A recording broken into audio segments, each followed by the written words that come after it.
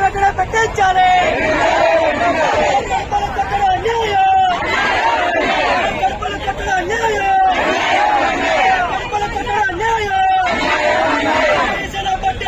పెట్టించాలి. నష్టపరిహారం చెల్లించాలి. అధికారులు నష్టపరిహారం వెంట చెల్లించాలి. అధికారులు నష్టపరిహారం వెంట చెల్లించాలి. తీసిన స్థాపన పెట్టించేంత వరకు పోరాటం తీసిన స్థాపన పెట్టించేంత వరకు పోరాటం తీసిన స్థాపన పెట్టించేంత వరకు కార్మిక ఐక్యత కార్మిక ఐక్యత తీసిన స్థాపన పెట్టించాలి. తీసిన స్థాపన పెట్టించాలి. కడుపుల అన్యాయం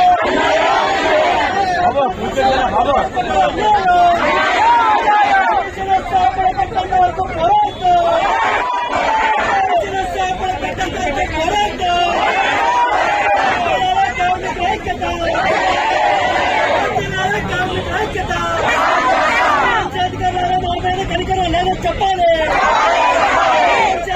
మా మీద కనికరం లేదో చెప్పాలి. కలిసిన చేయాలి.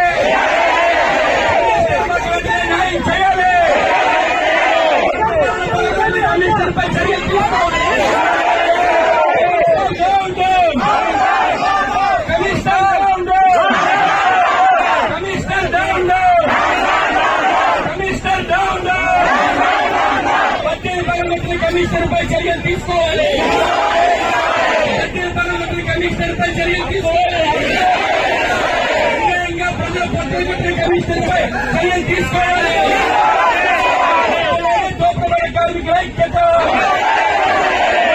దోపిడీ కార్మికుల ఐక్యత కడుపులు కొట్టద్దు కడుపులు కొట్టద్దు కడుపులు కొట్టద్దు దోపిడీ కార్మికుల ఐక్యత దోపిడీ కార్మికుల ఐక్యత కమిషనర్ గారు వచ్చి సమాధానం చెప్పాలి. కమిషనర్ వచ్చి సమాధానం చెప్పాలి. కమిషనర్ వచ్చి సమాధానం చెప్పాలి. ఐక్యత దోపిడీ కార్మికుల ఐక్యత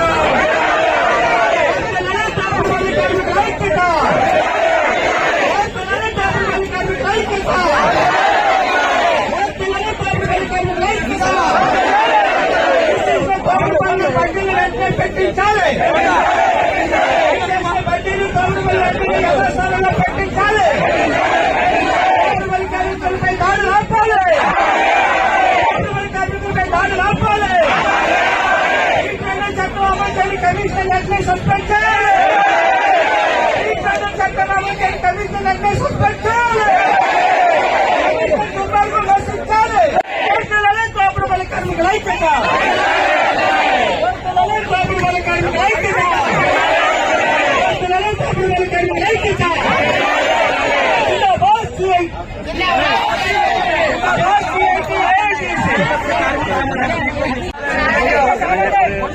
విశాఖపట్నం మున్సిపల్ కమిషనర్ గారు ఏకపక్షంగా వ్యవహరిస్తూ గత 25-30 సంవత్సరాల నుంచి రోడ్డు మీద వ్యాపారం చేసుకుంటూ కుటుంబాలు పోషించుకుంటున్న వారు పొట్టలు కొట్టే విధంగా ఏ విధమైన ముందస్తు నోటీసులు గాని ముందస్తు సమాచారం గాని ఇవ్వకుండా దాదాపు 3000 మంది వర్కర్ల పొట్టలు కొట్టే విధంగా బడ్డీల్ని షాపుల్ని అలాగే రోడ్డు మీద ఉన్న ఫుట్పాత్ల మీద ఉండే తోపుడు బళ్ళని తొలగించడం జరిగింది. ఇది రాష్ట్రంలో ఏ పట్టణంలోనూ కూడా ఇంత దుర్మార్గంగా వ్యవహరించలేదు. కమిషనర్ ఏకపక్షంగా ఈరోజు వ్యవహరించి తోపుడు బళ్ళ కార్మికుల పొట్టలు కొట్టారు. మేము ఒకటే డిమాండ్ చేస్తున్నాం, సుప్రీంకోర్టు తీర్పు ఖచ్చితంగా అమలు చేస్తాడా చేయడా? సుప్రీంకోర్టు ఎక్కడ వ్యాపారం చేసుకుంటున్న వాళ్ళకి అక్కడ వ్యాపారం చేసుకునే విధంగా చట్టం చేసింది. వాళ్ళకి కావలసినటువంటి మౌలిక సౌకర్యాలు, మంచినీరు, వాళ్ళకి కావలసిన షెల్టర్లు అన్ని ఏర్పాటు చేయాలని చెప్పి సుప్రీంకోర్టు గైడ్లైన్స్ చెప్పింది. వాళ్ళకి అటువంటివి ఏమున్నా సరే ఆ చట్టాన్ని పొంగలో తొక్కి వాళ్ళకి కావలసిన మౌలిక సౌకర్యాలు అమలు చేయకుండా స్వయం ఉపాధితో బతుకుతున్న వాళ్ళందరినీ రోడ్డులో పడేయడం అనేది అన్యాయం. కాబట్టి ఈ రోజున ఎమ్మెల్యేలు, కార్పొరేటర్లు కార్పొరేటర్లందరూ అత్యధికారుల పేరుతో తిరుగుతున్నారు. ఎమ్మెల్యేలు అసెంబ్లీలో ఉన్నారు. అయినా ఏకపక్షంగా ఈ రోజున మున్సిపల్ కమిషనర్ గారు అందరి బళ్ళు కూడా యుద్ధ వాతావరణం సృష్టించి వందలాది మంది పోలీసుల్ని, క్రేనుల్ని, పెద్ద పెద్ద టిప్పర్ల్ని తీసుకొని వచ్చి బుల్డోజర్లు పెట్టి యూపీలో యోగి ఆదిత్యనాథ్ ప్రభుత్వం ఏ రకంగా అయితే బుల్డోజర్లు పెట్టి పరిపాలన సాగిస్తుందో దానికి నీటిగా బుల్డోజర్లు పెట్టి పేదల బంధుల్ని, పేదలు జీవిస్తున్న బడ్డీల్ని, వ్యాపారస్తులందరినీ కూడా తొలగించింది. ఈ రోజున మొత్తం విశాఖ నగరంలో ఉన్నటువంటి వీధి విక్రయదారులందరూ కూడా సంఘాలతో సంబంధం లేకుండా సిఐటియు, ఏఐటిసి అందరూ కూడా ఇక్కడికి వచ్చి కమిషనర్ వచ్చి సమాధానం చెప్పాలి. ఎవరైతే బడ్డీలు పగలగొట్టారో ఆ పగలగొట్టిన బడ్డీలకి తగిన నష్టపరిహారం చెల్లించాలి. ఎక్కడ వ్యాపారం చేసుకునే వాళ్ళని అక్కడ వ్యాపారం చేసుకునే విధంగా ఒక్కరు ఇవ్వాలి అని డిమాండ్తోటి మనం ఇక్కడ కార్యక్రమం చేస్తున్నాం. పోలీసు వాళ్ళు ఇన్ని ఆటంకాలు పెట్టినా మీరు మమ్మల్ని ఆటంకపరచడం కాదు, మీరు అధికారులు తీసుకుని చెప్పండి. పోరాటాన్ని చిత్తం చేస్తాం. చిరు వ్యాపారుల మీద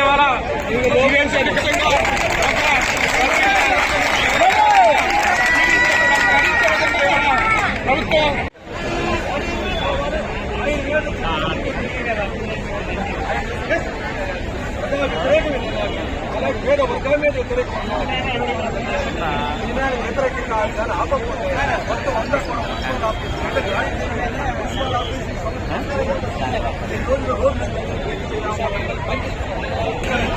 ఏ విధమైన ముందస్తు సమాచారం లేకుండా ఆ బడ్డీలన్నీ కూడా పగలగొట్టి దూర ప్రాంతాలకు తరలించడం జరిగింది. ఒక్కొక్క కార్మికుడు లక్షలాది రూపాయలు నష్టపోయాడు. ఈ రకంగా అధికారులను గమనించాలని చెప్పి కమిషన్ అడుగుతున్నాం. కమిషన్ నడుచుకోమని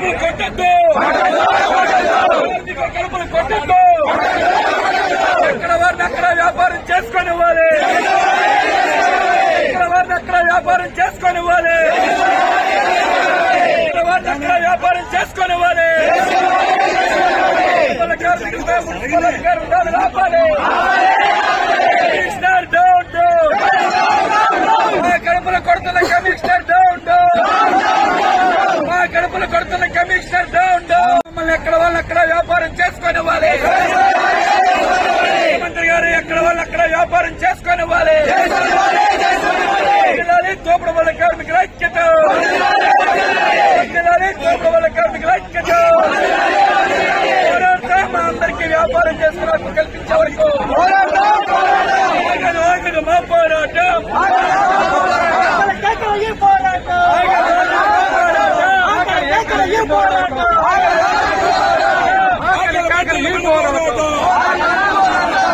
బట్టల మీద పోరాటం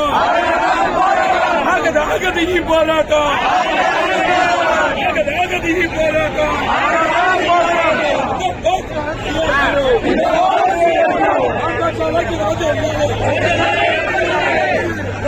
తోపు బల కార్మికుల ఐక్యత.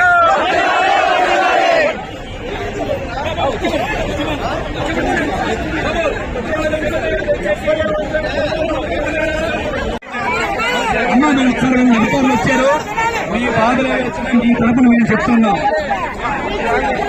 ఏడీసీ గారికి మనందరి తరఫున గౌరవ ఏడీసీ గారు, ఏసీపీ గారు, అందరికీ కూడా పేరు పేరున తోపుడుబళ్ళ కార్మికుల సంఘాల తరఫున ధన్యవాదాలు తెలియజేస్తూ ఉన్నాం. అయ్యా, మీరు గత 4 రోజుల నుంచి విశాఖపట్నంలో తోపుడు పనుల కార్మికులు, చిరు వ్యాపారస్తులు ఎవరైతే ఉన్నారో గత 25-30 సంవత్సరాల నుంచి వీధి విక్రయాలు చేసుకుంటూ కుటుంబాలను పోషించుకుంటున్నారో వాళ్ళందరికీ ఏ విధమైన ముందస్తు నోటీసులు కానీ కాగితాలు కానీ ఏమీ ఇవ్వకుండా బుల్డోజర్లు పెట్టి, ప్రొక్లైన్లు పెట్టి, జేసీబీలు పెట్టి వాళ్ళందరినీ తొలగించారు. మా రిక్వెస్ట్ ఏంటంటే మీరందరూ ఎవరినైతే తొలగించారో ఆ తొలగించిన వాళ్ళందరినీ ఎక్కడ వాళ్ళు అక్కడ వ్యాపారం చేసుకోవడానికి అనుమతి ఇవ్వాలి. సుప్రీంకోర్టు వీళ్ళందరికీ కూడా మన జీవీఎంసీ ద్వారా వెండర్ జోన్స్ ఏర్పాటు చేయాలి. వెండర్ స్కాడ్ ఇప్పటికే వీళ్ళందరికీ ఇచ్చి ఉన్నారు కాబట్టి ఎక్కడ వాళ్ళు అక్కడ వ్యాపారం చేసుకోనివ్వాలి. రెండోది, ఏ ఒక్క బడ్డీని గాని ఏ ఒక్క షాపుని గాని తొలగించకూడదు. ఆ రకంగా మా వ్యాపారాలకు ఆటంకం లేకుండా మేము ఈ చట్టాన్ని ఉల్లంఘించి పబ్లిక్ టెన్షన్ సృష్టించట్లేదు. కమిషనర్ గారు స్టేట్మెంట్ చూస్తే ఆశ్చర్యం వేసింది. ఆపరేషన్ లంచ్ అని చెప్పారు. మనం శుభ్రమైన పదార్థాలు అమ్ముతున్నారంటున్నారు. మేము ఒకటే చెప్తున్నాం, వేడిగా ప్రజలకు నాణ్యమైనటువంటి సరుకులు మేము అమ్ముతున్నాం. ఈ దస్పల్ల హోటల్లాగో ఇతర హోటల్స్ లో, స్టార్ హోటల్స్ లో నిలబడిపోయిన ఫుడ్ని మేము ఫ్రెష్ ఫుడ్ని వాళ్ళకి అమ్మకం చేస్తున్నాం. ప్రజల ఆరోగ్యానికి బాధ్యత వహిస్తున్నాం. కాబట్టి దయచేసి మమ్మల్ని అందరినీ ఎక్కడ వాళ్ళు అక్కడ వ్యాపారం చేసుకోవడానికి అవకాశం కల్పించాలని కోరుతూ మనం కాగితాలు ఇస్తూ ఉన్నాం. ఏఐటీసీ తరఫున సిఐటీ ఈ రెండు కాగితాలు కూడా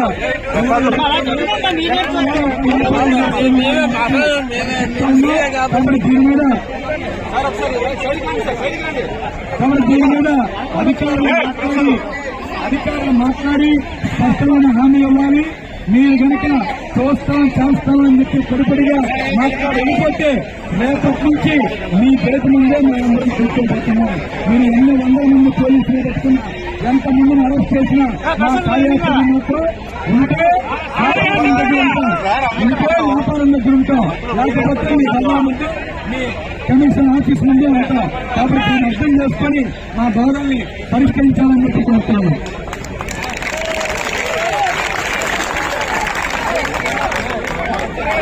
తీర్పిచ్చింది హరినారాయణ గారికి, కమిషనర్ గారికి 3 నెలల జైలు శిక్ష, సాధారణ జైలు శిక్ష, 2,000 రూపాయలు జరిమానా వేయడం జరిగింది.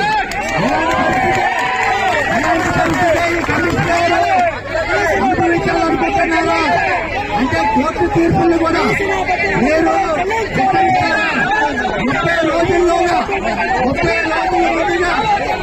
ఒకవేళ తొలగిస్తే 30 రోజుల ముందు నోటీస్ ఇవ్వాలి దేనికైనా. అట్లాంటి పద్ధతుల్ని కూడా ఈ యొక్క ప్రభుత్వం, కోట ప్రభుత్వం అది అనుసరించలేదు. అంతేకాదు చట్టం కూడా ఉంది. 2000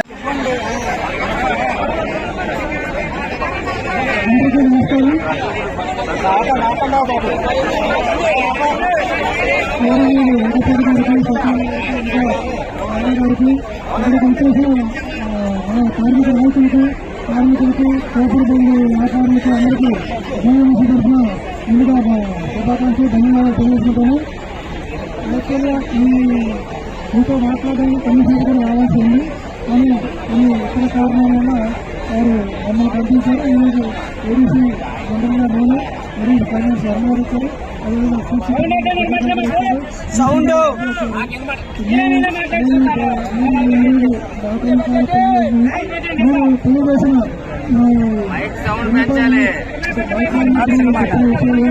వ్యాపారంలో వచ్చిన విషయాలన్నీ కూడా కమిషనర్ దృష్టికి, కలెక్టర్ దృష్టికి, ఇంకా ఇతర అధికారుల దృష్టికి తీసుకోవడం జరుగుతుంది. తప్పదని మీ యొక్క సమస్యలు పరిష్కారం విధంగా మీకు కృషి చేస్తామని చెప్పి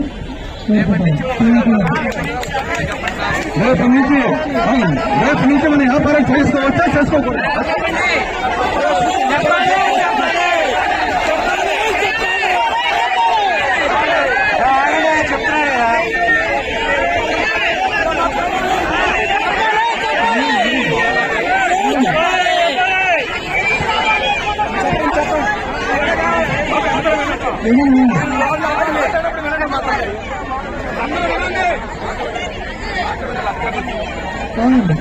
నేను ఐదున్నరతో రైతు చేసి నేను సరైన అధికారిని కాదు, ఆ విషయాన్ని రానివ్వడం సార్లు చెప్పి మీకు ఆ విషయం తెలియజేస్తాను.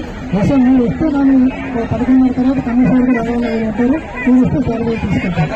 ఇదివరకు కాగితాలు మాత్రం తీసుకొని సార్కి ఎక్స్ప్లెయిన్ చేయడం జరుగుతుంది. ఈ దోషం చేసేస్తే వాళ్ళ చేతుల మీద మనం ఎవరో వెళ్ళాం. 11:30కి కమిషనర్ వస్తారంట. కమిషనర్ గారితో మాట్లాడిన తర్వాత ఈ యొక్క కార్యక్రమాన్ని ముగిస్తాం తప్ప ఎంతవరకు ఇది అధికారులు వచ్చిన తర్వాత వాళ్ళకి వెనుకబట్టం ఇచ్చాం.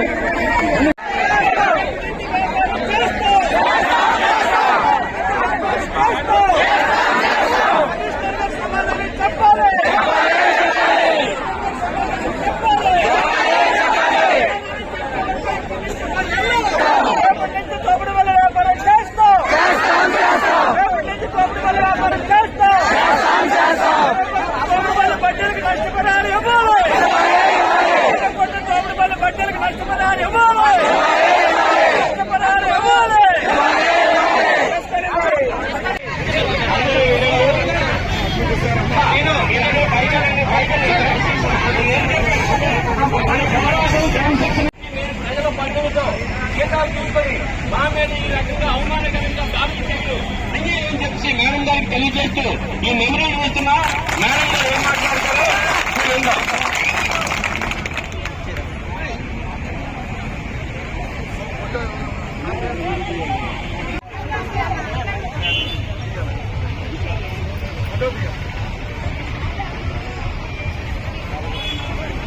మేడం గారు మాట్లాడతారు, ఏం మాట్లాడతారో క్రమశిక్షణగా వినండి. మనం చేయవలసింది మనం చేయాలి.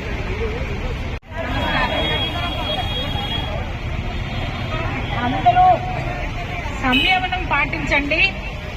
మీ బ్రతుకు తెరువు ఎవరు తీయరు. మీ అందరికీ కూడా కమిషనర్ గారు ఒక స్టేట్మెంట్ కూడా ఇచ్చారు. ఎవరైతే తోపుడు బళ్ళు వర్తక వ్యాపారస్తులు ఉన్నారో వాళ్ళందరికీ కూడా ప్లేసెస్ చూసి మీ అందరికీ కూడా ఇవ్వడం జరుగుతుంది. దాని మీద ఆల్రెడీ మా సీసీపీ గారితో, సిపి గారితో, మా ఏసీపీ గారితో అందరితో కూడా చెప్పి ఎక్కడైతే స్థలాలు ఉన్నాయో వెండింగ్ జోన్స్ ఏర్పాటు చేయండి అని మా అందరికీ కూడా ఇన్స్ట్రక్షన్స్ ఇవ్వడం జరిగింది. కాబట్టి మీ అందరికీ కూడా మీ లిస్టులు మా దగ్గర ఉన్నాయి. టోటల్ గా మా దగ్గర 3,000 మంది రిజిస్టర్ అయి ఉన్నారు. తోపుడు బండ్లు వర్తక వ్యాపారస్తులు వెండర్స్ అందరూ. అందులో 1,600 మంది వరకు మీరు డబ్బులు కూడా పే చేశారు. 200 డబ్బులు పే చేశారు. మీ కార్డులు కూడా ఆల్రెడీ రెడీగా ఉన్నాయి. మీకు కార్డులు కూడా ఇస్తాము. మిగిలిన వాళ్ళు కూడా ఎవరైతే రిజిస్ట్రేషన్ చేయించుకున్నారో వాళ్ళందరూ కూడా 200 కట్టి కార్డు తీసుకోండి. మీ అందరికీ కూడా స్థలాలు ఐడెంటిఫై చేస్తున్నారు. గవర్నమెంట్ వారు ఏదైతే మీకు ఉత్తర్వులు ఇచ్చారో దాని ప్రకారంగా మీ అందరికీ కూడా న్యాయం చేయడం జరుగుతుంది. ఇప్పుడు ఇన్ని ఉండేటప్పుడు మేమందరం చెప్పేది ఏంటంటే అప్పుడు మున్సిపల్ అధికారులు మా దగ్గరికి వచ్చి ఒక 2 రోజులు 3 రోజులు ఇక్కడ మీరు షాపులు పెట్టొద్దు, ఈ మీటింగ్ అయిపోయాక పెట్టుకోండి అంటే మేము మానేశాం. వాళ్ళ మాటకు గౌరవించి ఈ రోజు ఎందుకు చెప్పలేదు, మా సరుకులు ఎందుకు ధ్వంసం చేశారో చెప్పాలి. మాకు